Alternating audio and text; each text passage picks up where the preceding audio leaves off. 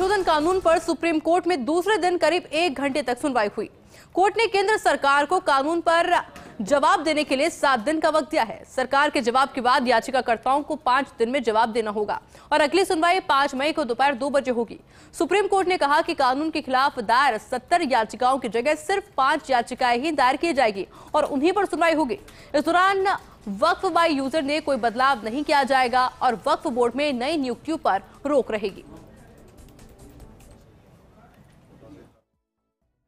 Important बात है कि जो रजिस्टर्ड एंड गैजेटेड हैं वही सिर्फ डी नोटिफाई नहीं होंगे, उसके अलावा संशोधन के हिसाब से सरकार कार्रवाई करने को स्वतंत्र है और जो संशोधित कानून है उस पर किसी भी तरह का अंतरिम आदेश नहीं है और अगली तारीख तक भारत सरकार को अपना जवाब और उनको जो भी डॉक्यूमेंट्स देने हैं वो देने होंगे और उसके बाद उनको रिज्वाइंडर का जो पिटिशनर्स है उनको मौका दिया गया है।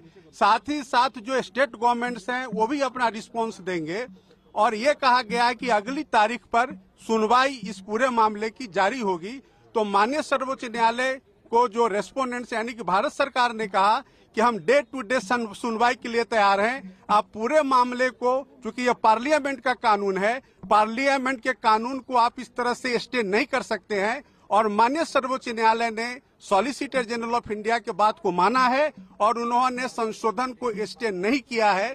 सिर्फ उन्होंने उनके 2 पॉइंट पे सॉलिसिटर जनरल के बात को रिकॉर्ड पे लेकर के और अगली तारीख 5 मई मुकर्रर कर दिया है और 5 मई से इस मामले की सुनवाई शुरू हो जाएगी। सर, यथास्थिति की बात कहेगी, यथास्थिति को कैसे लिया जाए? नहीं, यथास्थिति मैंने आपको बताया कि 2 मुद्दों पर कि जो काउंसिल में और बोर्ड में अपॉइंटमेंट का जो मामला है वो अगली तारीख तक जो स्टेटमेंट सॉलिसिटर जनरल ने दिया है कि कोई अपॉइंटमेंट नहीं होगा और दूसरा जो है वक्फ बाय यूजर, तो माननीय सर्वोच्च न्यायालय ने अपने आदेश में लिखा है कि जो रजिस्टर्ड हैं और गैजेटेड हैं उसको गवर्नमेंट डी नोटिफाई नहीं करेगी अगले आदेश तक।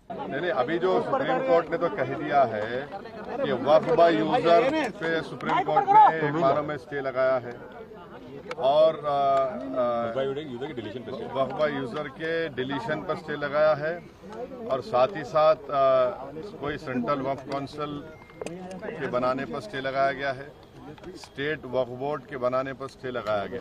मैं joint working committee of parliament का मेंबर था। जितने अमेंडमेंट सरकार ने उसमें लाए थे हमने उसकी मुखालिफत की और हमने डाइसेंट रिपोर्ट दिया।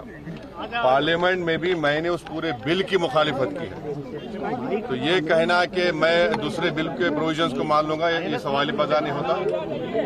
हम पूरे उस बिल को उस एक्ट को अनकॉन्स्टिट्यूशनल मानते हैं और ये आर्टिकल 25, आर्टिकल 26, 14 और 15 और 29 का ग्रेव वायलेशन है। ये हम पहले से ही बोल दिया है।